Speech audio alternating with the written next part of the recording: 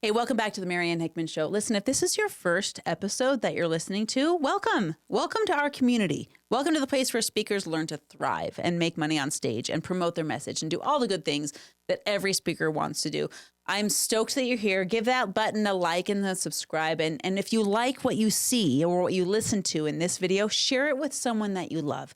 Share it with your wife or your husband or that person that you know is going to be the next big public speaker. Today, we're answering the question, what's more important, my content or my delivery? Check it out. Have you ever ordered something on DoorDash? And then you're so excited about it because you now don't have to leave your office. You don't have to get up off the couch except to go to your front door. And the anticipation of it, you're like watching it and tracking it in the app. Right. I remember when we ordered hot wings the other day, Richard and I were like sitting there like, ooh, what hot wings do we want? What sauces do we want? Ooh, we're so excited. We're pampering ourselves a little bit. And then the DoorDash comes, or the meal delivery, the Uber Eats, whatever you use, it comes to your door. And whoever was driving and dropping it off kind of just was careless. It gets there and it's cold or it's kind of tossed around. And before you even eat the stuff, you're like, oof. This doesn't even look appetizing because it's a mess, a huge mess. Well, I got to tell you that both content and delivery are important. You might have a perfect delivery. Let's just imagine that you ordered your meal, you ordered your hot wings, and they got there and the presentation was great. They were still warm, but then you go to eat them and the chicken's all dry and it's mostly breading and it's not chicken and the sauce is like subpar. They forgot to add some ingredients. I mean, I remember when I was working at a bakery and the entire, it was the day before Thanksgiving and there was orders and pre-orders and tons of pecan pies that were ordered. I'm talking thousands of them. And someone high up in headquarters made a huge mistake and they actually added salt instead of sugar in these pecan pies. And trust me, those things require cups of sugar per pie. And when you sub out salt instead of sugar, people are going to notice, but only after they take the first bite. It looks exactly the same. Hence the mistake. Salt and sugar, if you don't label them, look exactly the same. And if you get a pecan pie that looks amazing, you're just looking forward to that first bite and the contents is disgusting, not a good experience. So it really is something you've got to think about as a presenter. Both content and delivery are important. Let's talk first about the delivery. I'm going to tell you a brief story. So my husband, he always buys me flowers whenever he goes to Costco. Whether I'm with him or not, he always brings me a bouquet of flowers. Yesterday, was it yesterday or the day before? He came home with this beautiful bouquet of flowers. And instead of just leaving them on the counter for me to stumble across later. And now it feels like a chore. Now I have to cut them and I have to put them in the vase and all this. He brings the flowers home. First thing, walks through the door, looks me in the eye. I think I got the baby on my lap on the couch. I can't get up. Or maybe I was just being lazy. I don't remember. But I do remember his face. And I got the smile on his face. I got this look in his eye. And he hands me the flowers as I'm sitting there on the couch. And he gives me a kiss. Oh my gosh, what a beautiful presentation. I have to tell you that those flowers meant more to me because I got the energy of the delivery than they did if they had just been left on the counter and now they're a chore for me to take care of. So your delivery in your keynote, let's talk about this. The delivery in your keynote matters. This is why people with subpar content actually get booked on stages when you're not, because their delivery is so entertaining. Now, this is not sustainable long-term. Eventually that'll catch up with you.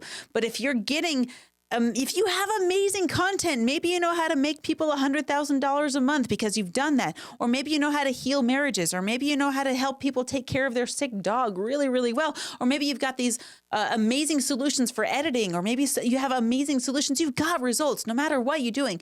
Your content is amazing, but you don't know how to present it. It's going to go unnoticed. You'll notice it in your social media with very, very few followers, even though your content is amazing. You'll notice it because when you deliver, you're getting good feedback, but you're not getting asked to be booked on stages because your delivery is so subpar. Here are some tips for amazing delivery. Number one, Share your energy. Allow yourself to have large expressions, soft expressions. People want their attention to be grabbed by your delivery. So use some tonal variance. Use your body language. You can see me waving my arms like crazy on the camera here. Use your body language to support your message. And if you watch my other videos, I talk about how body language can either distract or support, but use your entire body to tell the message. Use silence as part of your delivery. A lot of people miss this one. They think that the more value comes in because they're filling the airspace. Now, in a short Instagram reel, yeah, you can't get away with a lot of silence on a short Instagram reel, but trust me, when you're on stage, the silence speaks volumes, and it's part of the delivery of your presentation. Use those things in powerful delivery. Now, let's talk about your content. I'm going to say this. It needs to be said. Some of you know people like this. You have no business being on stage if you don't have results to back up your message. No business. You can't get on stage and tell me that you're a life coach when you haven't had enough life pass by to be able to coach anyone on anything. I'm not going to ask you to come and speak at a marriage seminar if you've never been married and you don't know what it's like. I'm not going to ask you to come help me speak to a crowd of people overcoming addictions if you've never fought and won. If your message has not developed with enough credibility, or if you're still walking through the ugly parts of your challenge or your struggle and you haven't created a solution yet, your content doesn't have any credibility. I'm sorry, that's just the way it is. It's not time for your content yet because you don't have the solution yet. If you don't have the solution and you haven't been able to repeat the solution for yourself and for other people, then you have no business getting on stage. That's just, everyone's afraid of the imposter syndrome. And it's because there are real imposters out there who will lie and they will just say they have the solution when they don't. So if you know that the chapter isn't complete yet, then that is not the message for the stage. I said what I said. Now, let's talk about the organization of your content. We're going to just ignore all of the things that they're not ready for the stage yet. We're going to talk about the stuff that it's ready for the stage. Now, chances are your content is not really organized. A lot of people struggle with this, especially in the beginning where they have the results, they have the track record, but now they need to put it into a digestible, simple blueprint. That's a ton of value in being able to make it short and sweet. When you're delivering your content, first rule, your content needs to be broken down into no more than 3 or 4, maybe if you can get away with it, steps from the stage. Now, this isn't to say that you're omitting really important information. This is to say you're taking all of the important information and condensing it down to something that is digestible. There's no way we can take down an elephant. Now, for example, I have an 11-step speaker journey. I don't share all the 11 steps from stage. I squeezed it and compressed it down to 4 so that everyone in the room can follow those 4 simple steps. And I don't hold back anything. I just deliver as much value as I possibly can with the time that I'm given. And then I tell people, listen, there's 11 steps here. I squeezed it down to 4, but I'm going to send you home with all 11 in this PDF. Go here and download it. So I'm giving them everything. I'm not holding back at all. I'm not like keeping the secret sauce in my back pocket. I'm really delivering it all. That's what the number one thing is. Put your information into a digestible 4 better 3-step process that you can give to your audience. You got to think about this too. Your audience is not really going to remember exactly what you say unless it makes them feel something. And this is maybe a little bit more toward the delivery, but the delivery needs to be interspersed with your content, meaning your content should include your story. It should include anchor moments. It should include memorable moments. In my keynote development of the blueprint that I have for you at that mariannehickman.com/free gift, there is a 10-step blueprint where you get to see how your content is interwoven with your story so that the content means something. It actually helps your audience visualize how you walked through it, and more importantly, how they can walk through it as well. Now, how do you know your delivery is good? And how do you know your content is good? I'm going to use social media as an example. So I once found this account where it had a hilarious video. That's what brought me to the whole page for the account itself. The video had probably like 3 million views. Great hook, hilarious video. It's getting shared all the time. In fact, it had more shares on the video than it had likes. And we're talking up in the millions. It had been shared 1.2 million times. Like, people hit the share button 1.2 million times. How many of us would love that?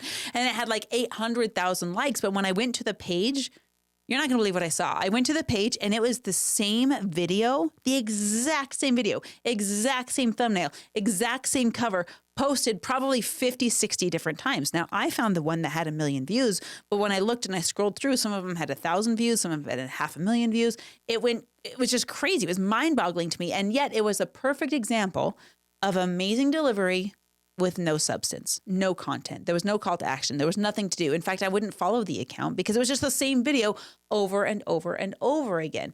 And then there's the opposite end. We covered this a minute ago, when you have incredible content, but your delivery is so lackluster that it's not getting shared. It's not getting propagated. It's not getting pushed around. What I want you to think of is having a perfect blend of both. Great content that's credible, that you've got track record in, you have proof about, right? And then an amazing delivery that makes your content look incredible. I want you to have both. Great food in the DoorDash that's not spilled or cold when it gets to you. When you're creating content for the stage, when you're creating content for your digital stages, when you're creating content for your social media, remember these 2 things. 1, I have to have content that I know something about multiple times over. Massive XP in this. And then 2, would I enjoy watching this video? Would this be a video that I would share with my friends? That's a great indicator of incredible delivery. I hope this helps you. Listen, I want you to like and subscribe if this is helpful to you. Share this with someone if it was valuable to you, and I'll see you in the next episode. Marianne Hickman here again. Listen, I hope super helpful for you. Maybe you'll learn something new. Share with me in the comments what was valuable. Or if you have this whole separate question like, hey, I wanted to know about this. I wanted to know about stage fright. I want to know how about my presentation on stage. I want to know about how to dress on stage. Anything that you want to know that's relevant to growing your business through stages, put in the questions. Because guess what? I go through and answer all of those personally. That's not an agency or a VA. That's me going through and looking at your questions because you are who I am here for. So last thing is I want you to get this database. If you haven't gotten it already, now I've got thousands of downloads on this thing, so maybe you've got it, but if not, make sure you go to mariannehickman.com/database. What that's going to do is take you to a page. You're going to input all of your information. We're going to send the database to you. You're going to request access to it. I keep it locked down so I can make sure I get it to just the right people.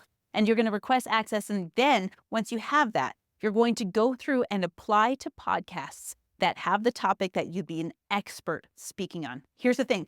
I get this database updated twice a week. So there's always new stuff in there. And if you're a podcaster, there's even a list of guests that you can have on your show on that podcast. Maybe you end up doing a podcast swap and you grow your audience that way. Regardless, I want you to get it. So mariannehickman.com/database, and we'll see you in the next Talk Tips.